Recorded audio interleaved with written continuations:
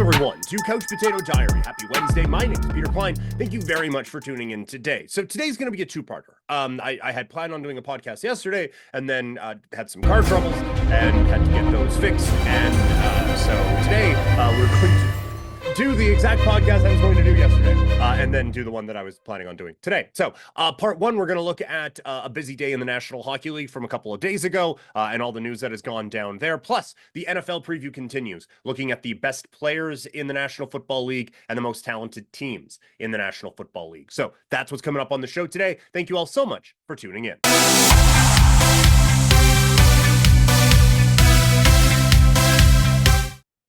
So the National Hockey League got very interesting over the last couple of weeks, and a lot of it thanks to the St. Louis Blues, who get their guys, as Dylan Holloway and Philip Broberg are on their way to St. Louis. I am quite surprised at how this all went down. I am quite surprised that the Edmonton Oilers let both guys go. You have Broberg, $4.5 million contract. We said the other day, that's one you can pass on, right? Not without some stress because of what the potential is for the player, how the team is constantly pushing to try to get more defensemen. And so it's not an easy, just like, yeah. But it is difficult. And that price tag on a team that is going to be up against the cap does make it a little bit easier. Also, he has spent exactly 0% of his career as a $4.5 million player, right? So you can, I think, pretty easily, like, again, I say easily. It's not easy, because this is, I think, a player who can be quite good. And there is absolutely a world where he is worth more than $4.5 million, even by next year. And so that is kind of the risk that you take. It's a tricky spot that the Blues put Edmonton in. I think more teams should do this exact sort of a thing. Maybe not on the upper echelon guys, unless you just fucking want them and want to give it a go. But I do think like making that sort of a push is a smart move to try to make. Also, I did make a mistake the other day. They can't trade him. I thought like, yeah, 4.5, you can use that as a cap filler thing, while also sending a young player off. It actually in some ways makes him more tradable. Well, you literally can't for a year, so that muddies the waters on it slightly. So overall, there's a world where you regret it. 100% there's a world where you regret it, but I also think that this was the one that you could kind of explain away. I don't get the Holloway one. I think that this is a kid that is just scratching the surface on what he can be. And again, I've called a couple of his games. I've interviewed him a couple of times. I like the dude. He doesn't know who I am. Like, we're not friends or anything like that, but it's just like, you know, chat with the guy a couple of times. You think he's dope. But just from a hockey watching standpoint, I think this is a good hockey player.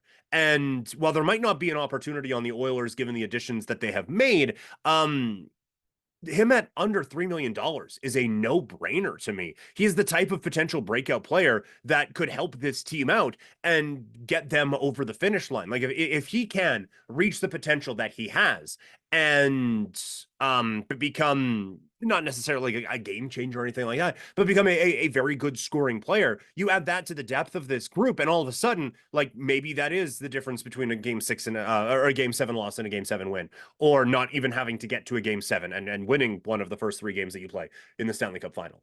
Like I think that this is a player that you not necessarily build around seems over dramatic. But this is the type of a player that you just don't let go for free, especially for $3 million. Like that felt very questionable to me from the Oilers' standpoint. But this whole thing represents, I think, a bigger picture for Edmonton and a bigger frustration that fans probably should have and might already have. If these two are going to be worth a second and a third round pick to you now, they should not have been worth a first round pick to you then. And I'm not saying they shouldn't have been first round picks. I'm asking, what the fuck is Edmonton doing using them? With McDavid and Draisaitl on the team, you're in a window to push for a championship. Probably several. Start with one, but probably several. These are picks that should have been used as trade chips to help bolster the roster in those previous seasons. When you are making these pushes, the fact that they are drafting in the first round this much is mind-boggling to me.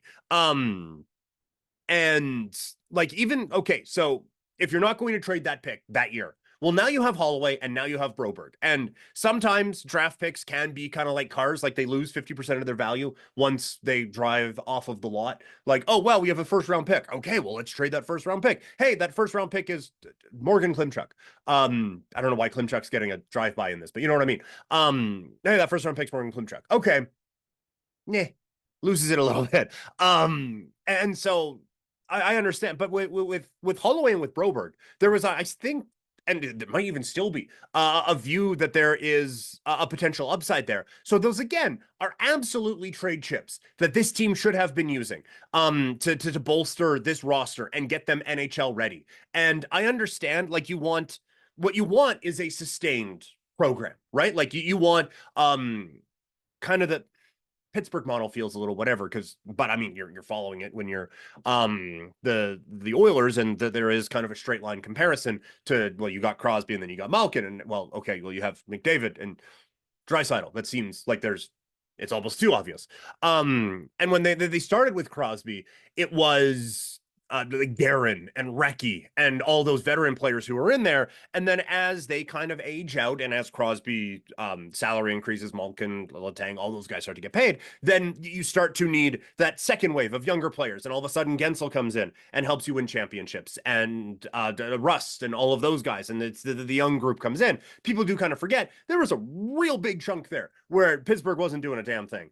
And that wasn't great. But you can kind of see what Edmonton is trying to go for, where we have all these top level guys.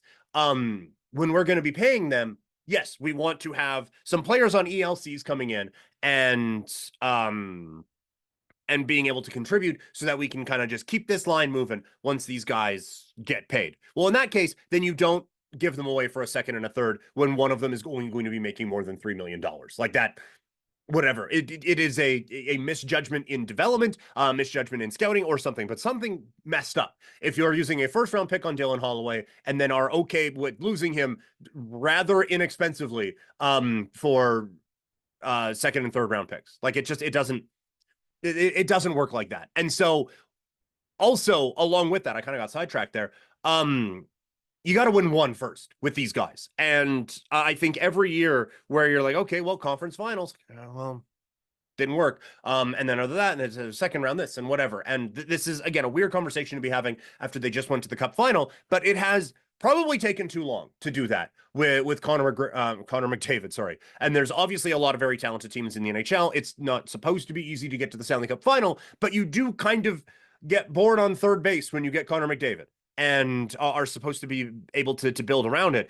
And so these are assets, I think, that you have to use to stabilize or to solidify your team around Connor McDavid now. Let's not worry about 2 or 3 or 4 years down the line, because those cats could leave. And if they do, you're going to be dog shit anyway. And that's not a knock on Edmonton. That's everyone, right? Like, Crosby, Malkin, Letang, and all those guys, even just as they've aged out, it's been tough to kind of keep that up. And so once they're gone, that team's going to be bad for a while.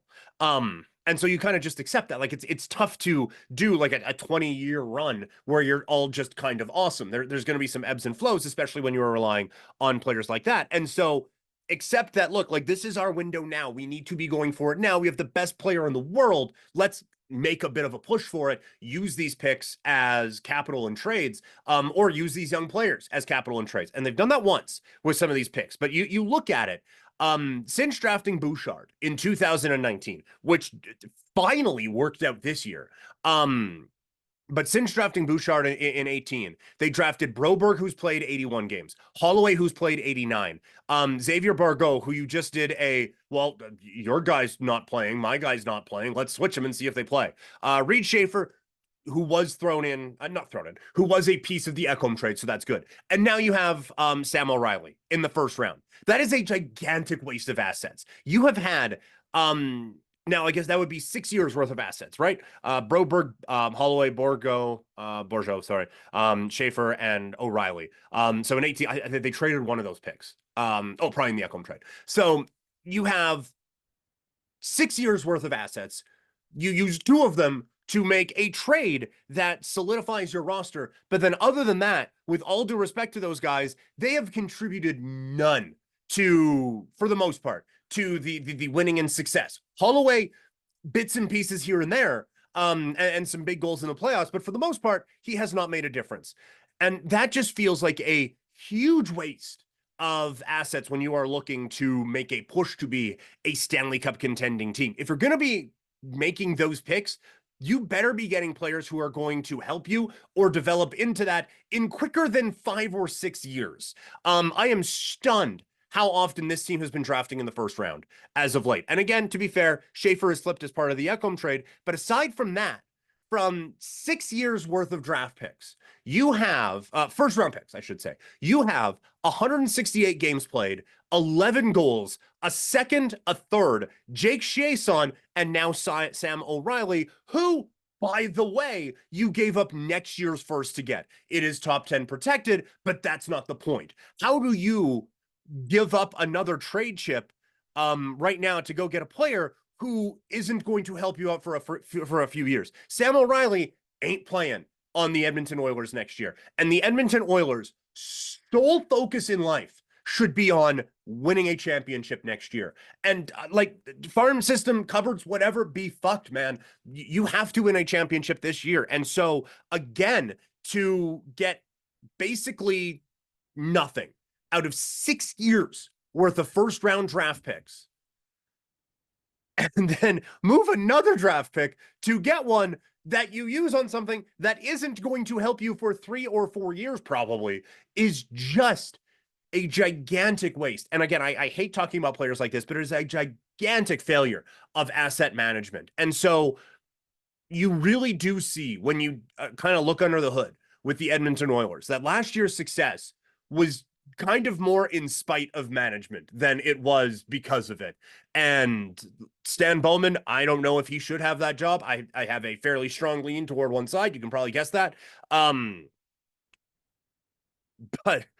boy, the bar is not set high out in Edmonton for moves that should have been made. Like it is, and this isn't even like, I know Oilers fans and I have had some back and forths. That's what happens when you're the radio guy in Calgary, or a radio guy in Calgary. I shouldn't say I am far from the radio guy in Calgary. But when you are a radio guy in Calgary, you're going to have some back and forths on it. But this isn't oh, look at the Oilers. I'm saying, no, Oiler fans, you should be pissed about this too. I don't know why I'm so fired up, but you should be fired up about this too, because this sucks, man. Shifting gears to a different Canadian team, the Montreal Canadiens go out and acquire Patrick Laine. And it's so interesting to see the reaction to this. On the one hand, the Blue Jackets needed to attach a second-round pick to Laine to move him. On the other hand, Laine could be the last piece Montreal needs to really push toward a playoff spot. And I actually think both points can be true, and both have merit. Laine has been going through some shit, and he has some issues out in Columbus, and clearly didn't want to be there anymore. So his trade value was next to nothing. But when he is on, he is exactly what this Habs team needs. A pure finisher with Caulfield, Doc, Suzuki, Slafkovsky, and eventually, probably pretty soon, Demidov. You have a team that I think is really one kind of star-ish away. And like Caulfield's really good. Suzuki's really good. There is a chance that Demidov is the missing piece. I don't think Laine is like, okay, missing piece championship team, but he is the exact type of complementary piece that the Montreal Canadiens needed. And so if this can work out, and if he can work out whatever issues he has, this is a major move for the Montreal Canadiens. And I think if nothing else, this is a signal to the team, to the fan base, and to the rest of the National Hockey League that this is not going to be a team that is going to be in rebuilding mode or whatever. This is now a team that is in push for progression mode. And I love that for Montreal. So I think this is a really, really smart move for Columbus.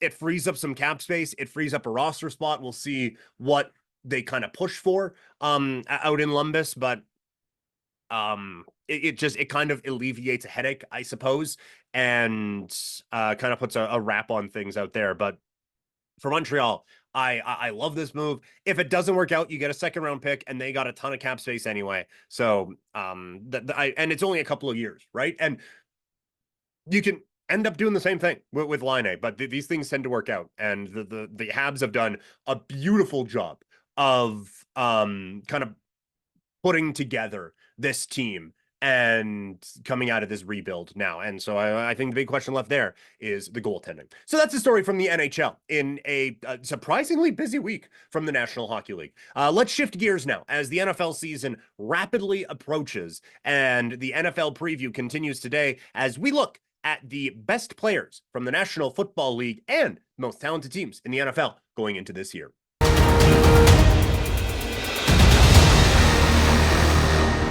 All right, let's continue. Continue works. Let's look at the top players in the National Football League. I think it's the start of every season is a good time to just, okay, let's reset. Let's see who are the actual guys in the NFL coming into this season. We will start at number 10. And a new player on this list, which we have a few of, it is Max Crosby. What he has been able to do with the Vegas Raiders, and there is some bias on my behalf, of course, but what he has been able to do as just kind of at times, and I am not saying this hyperbolically, at times, the only good player on this defense, what he was able to do in that sense is really, really impressive. And it is a real testament to like the skill, the motor, the work ethic that this guy has. But he is a game changer all on his own on that defense. And I'm interested to see what he does now with Christian Watkins as the man in the middle, getting some pressure from there. I think that's a really interesting tandem that they have. But he himself is an absolute game wrecker on the defensive line. And so I think he deserves to be in this spot. At number 9, it is TJ Watt. You see how important he was to this defense when they lost him last season, and they just couldn't stop anything. And it ended up kind of just like ruining their year. I think TJ Watt is like genuinely one of the best defensive players in the league. Oddly enough, a lot of defensive players on this list. But again, he is someone who insane athletic gifts combined with a ridiculous work ethic has led him to be someone who, again, just on his own can be a game wrecker. At number 8, it is Chris Jones.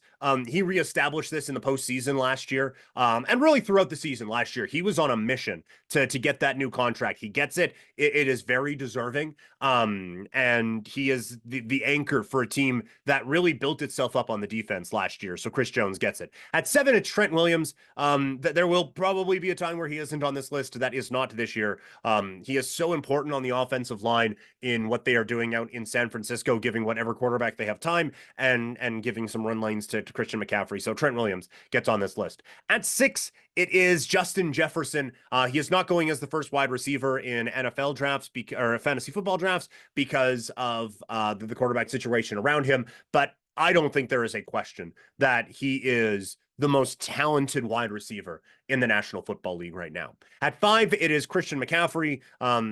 We have seen now what health was denying us of at times because he was oft injured as someone of his size and stature may be, but he has been able to really maximize his gifts out in San Francisco and can kind of just do it all. Pass catching, excellent as a runner as well. He is such a dynamic weapon that I almost feel like we don't appreciate it enough how good he is as a running back. At 4, it is the MVP, Lamar Jackson. He moves way up on this list. I thought it was more coaching and game planning that cost them in the AFC Championship game, but this is still someone who has taken some great leaps in his career. The running aspect of it, a lot of people do it now. No one does it as well as him, and I think he has made some really great strides as a passer as well. So he comes in at number 4 on this list.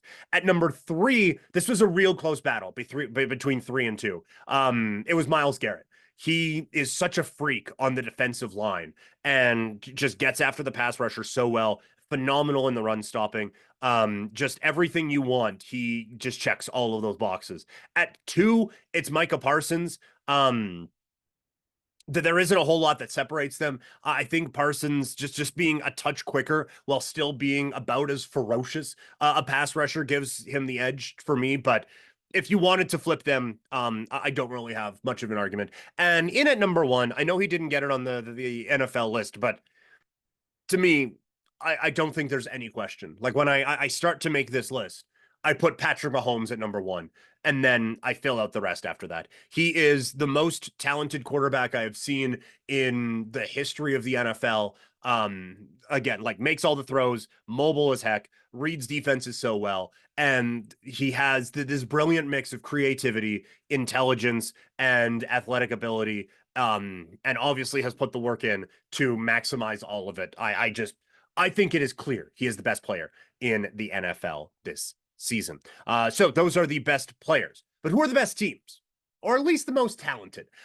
Here are the teams with the most talent in the NFL going into the 2024-2025 season. Again, I'm not saying that these are the teams that are going to win the Super Bowl. Injuries happen, chemistry, whatever, schedule, all of that. But when you just put it down on paper, who's got the best? At 5, it's the Kansas City Chiefs. Having Patrick Mahomes helps us out greatly, obviously. They are a number one receiver away from probably being number one on this list. But Pacheco is developing. Rashee Rice didn't have the best offseason, that's for sure, but it is a talented football player when able to do so. But I think the real thing that puts these guys still on this list is the talent of this defense. When you have Chris Jones, again, in that top 10, when you have Trent McDuffie and some of these other guys, that this defense really helped get this team over the hump last year and kind of kept them around in the regular season. Not that there was much of a push from the Raiders or the Broncos or certainly the Chargers last year, but kept these guys as one of the like upper echelon teams while the offense was figuring some stuff out. And then by the time they got to the postseason, it was wraps for everyone. So they come in at number 5. At 4, it's the Philadelphia Eagles. They obviously lost some last year on the defensive side, but I think they had a very, very good draft. They made some smart moves this offseason, and so they keep that talent up on the defensive side. I think that the offensive line loses quite a bit with no Jason Kelce, but still has a couple of the best offensive linemen in the league. And then to add Saquon Barkley to an already ridiculously talented skill position set to go along with the incredibly talented Jalen Hurts, this is still a very talented team. And if they put it together, they should be there at the end. Just ahead of them, never thought I'd see them on this list, the Detroit Lions. I was admittedly a Lions non-believer last year and kept that up all the way to the AFC Championship game where I was eventually proven right. But I think there is a slight bit of projection with Jamison Williams in here, but even if not, Laporta, Amon-Ra St. Brown, Jamar Gibbs, as the skill position players are tremendous. On the offensive line, Penei Sewell is dealing with some injury issues now, but this is probably the best O-line in the NFL. Aiden Hutchinson is a legitimate game breaker on the defensive side, and then I think a couple of smart moves in the draft and over the last couple of years in building up this defense. It's not an elite defense, I don't think by any stretch, but it is, I think, good enough to get this team on this list. At 2, it's the Miami Dolphins. They lost a lot this offseason, but they had a lot this season. And you still have Devon Achane, who is primed to take a big step this year. Tyreek Hill, who I don't like saying nice things about, but is what he is. Jalen Waddle as well. It's wild to me that Waddle is the 3rd fastest guy on this team. I think people are really underestimating Tua. The issue is the offensive line for sure, but then the defense just got hurt last year, and that really was what ended up costing them. They were a division winner last year if everyone on that defense doesn't get hurt. Now they are back for a full season. You would presume some health, and so I think the defense, again, is something that kind of puts them over the hump here. But at number 1, it's the San Francisco 49ers, and they got an insane amount of injury luck a season ago. And that certainly helps things greatly when you are building a championship team. But the offensive weapons are the best in the NFL. The offensive line is one of the best in the NFL. And defensively, they have playmakers and game wreckers across the board. Like they check every box that you would want. And so to me, the San Francisco 49ers are absolutely the most talented team in the NFL this season. All right, that is going to do it. Like I said, this is part 1. So that is technically the Tuesday podcast. And so hope you enjoyed it. We will be back here with part 2 in just a matter of moments. Make sure you follow me on social media. I'm at Primetime Klein. If you are watching, make sure you like this. If you are listening, make sure you review it. Subscribe in both places, and I'll talk to all of you in a little bit. I am out.